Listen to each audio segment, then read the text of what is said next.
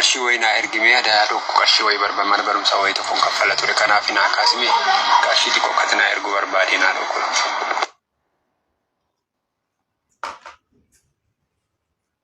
Tole hannu ko ano hato bagana gataati akkasi jaaladhu mobeetta dhugaan baay'ee wajjin gaayela godhachuun barbaada si jaaladhe jaalaluma guutuu garaa guutuu wal jaalanna akka wal jaalannu barbaade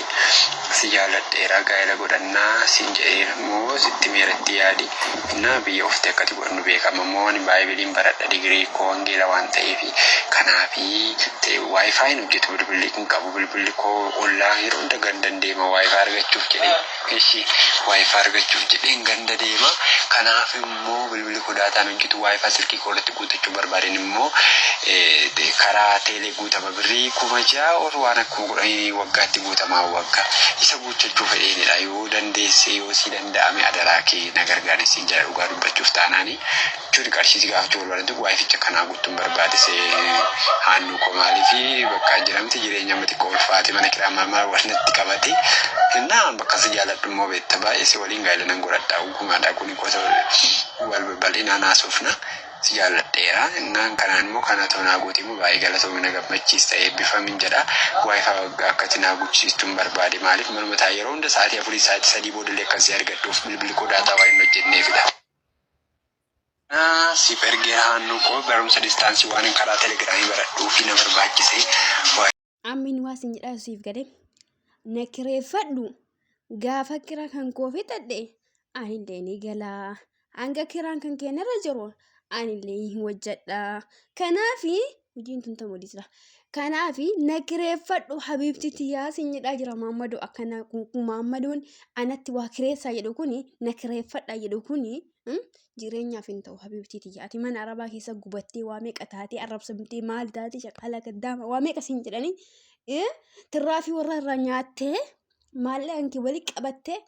inshallah osoo du'aa jira ija ganna qabii siin jedhanii itti gadi ergin abbaa fedhaa tawaadu rabbi rahmataa godhu jette garuu nu rakkoon keenya beektan warra dubartii yeroo dhiitanni dhaadanna malee wallahi dugaraaraafna wallahi anama jechuudha amma kana maalidha ufirra haasaa jechuudha ufirra anama jechuudha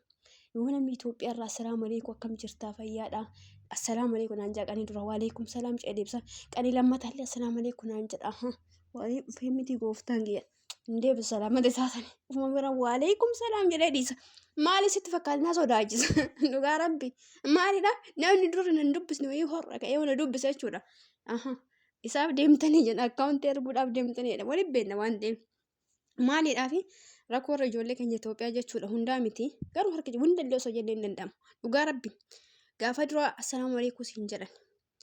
akkam jirtaa siin jedhan qanii lammataallee si gaafatan achi booda mee hajaa si qabasi hajami maalii jedhan hayyee hajaa isaa qotiyyoo hundee lafti marguu ide maalii ta'e dhiyeeffatan kalaas forososiisaa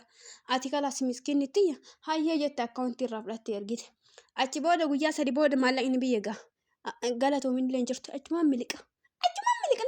galatoomii baga haqqni kan keenu kun na bira ga'ee dafqan kun na bira ga'ee nama galata kana deebisuu siinin jedhu achumaan dhadhaa ibidda bu'e ta'a ammallee turee jechuudha turee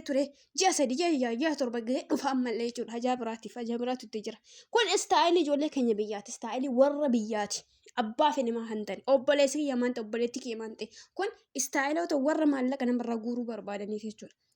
kanaaf obboleetti ofitti hin taphatin dhugaa rabbi wallahi namni osoo ati galte abbaa kana nan isin jedhu warruma hadda harka si jala qabee sirraa ilmu kanatu boru dullatti sun galte miti dullatti sun akkas taatee miti dullattiin tu akkana taatee miti ani ka jedhu barbe ijoolleen keenya dhiiraa keessaa huyu jechuudha dhugaa rabbi isin nu fuudhuuf deemtan moo maallaqa keenya fuudhuuf deemtan duruma maa nutti himna addaan baastanii ani si fuudhuu hedu kan fuudhuu hedu maallaqa kan keetii osoo jettee himte dhugaa rabbi baga maallaqa isaatiin akka kiraatis wajjin jiraatti waan ta'eef gurbaa kana kireeffadhee na wajjin jiraadha wanna takka jechuudha wanna sirraa gaduu hedu tokko akka kiraatii akka hin taanetti ilaaltasa akkas ilaaltas wajjin jiraatti ammoo akkasitti illee wajjin jiraataa jirti jechuudha ijoolleen ta'en maaliidhaaf ijoolleen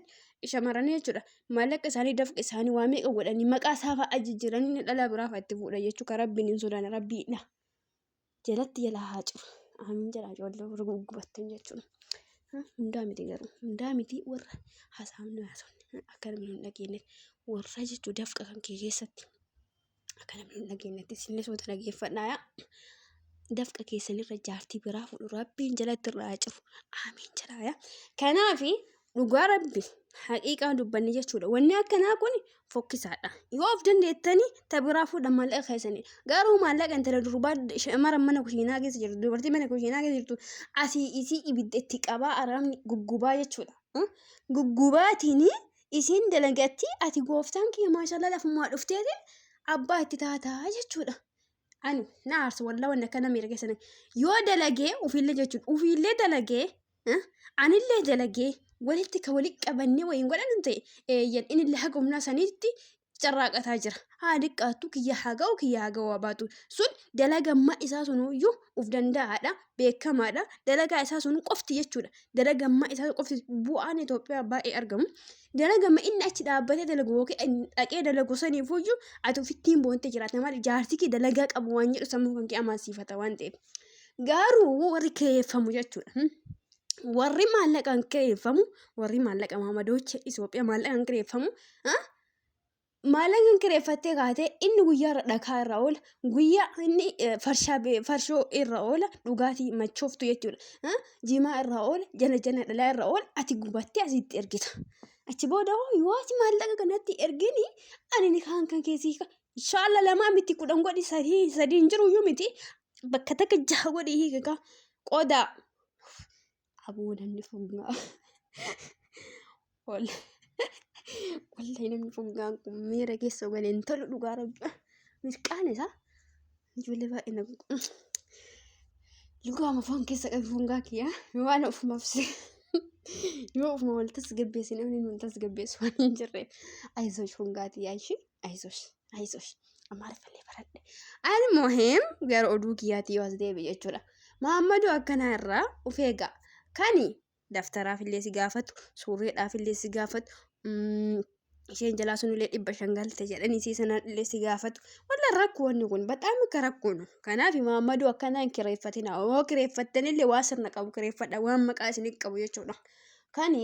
waa ifallee anaa ergii maalillee anaa ergii waa meeqa jedhee si odeessee isin dhiqu kuni in kijiba waa harka kan achi booda assalaamu alaikum isin hin jedhu duuta jirtu kan keetu sin gaafatu hin gowwoomin hagi si jaalladhinne ka gaa'elee si barbaadu inshallah maallaqa ammaa gaa'elee maallaqa naa ergi jettaan utuu ergiin ciniina. Kanaaf mee hadhoduun keenya sirraa haa dhaabbatu asirra yoo ta'e waa baay'ee gayyaa waan ta'eef. Qorichi Maammaduu baay'ee nu bira jira ishee fiilmii si hojjettan barbi amma miira keessa jira uummanni kun maal bilbilatuma yeroo kana miira keessa jira nama miira keessa jiru miira keessa qabu isinillee warra arabaa kun nan gubinaa ishee walii gayyaana almuhim kana fakkaata oduun kiyya gaadha. Dhugaa haqiiqatan Maammaduu akkana Maammaduu waa hundarrattuu isin barbaadu nanti maqaan Maammadii kun barbi maqaa guddaadha wallahi dhiirochi kenna naa yammu dhiirochi hoolaa akkana dhiirallee jedhamu hoolota akkanaa tanii irraa of eegaa wallahi hoolonni akkana ufiillee jireenya ofiitti hin gootu isinillee jireenya isin ijaartu jidduu maallaqni keessan dhumate saabatee isinillee hojii saabattanii hoolaa akkanaa irraa of eegaa ijoollee keenya shamarranii mana namaa jirtan keessaafuu warri haarawaa kijibni akkanaa kun akka dhugaa isinitti fakkaan hayaa. Jiba inni asiisi dhiquu kana inni dhuguma see fakkaateeti ati raatee waan kun madaamsi kennitu jalan dhaabinaaya kuni kireeffamuu barbaada malee jireenya waaf ta'u miti hin kireeffate ati waa akkanoo kireeffattellee waan maqaa si qabu kireeffadhu giifteeti yaaya ati silaa maaliif kireeffatta maallaquma maaliif ergita dhugaa rabbi ijoolleen qabadhu biratti jaanjoon jaanjeenaa kun jaanjoonatti dagaatti.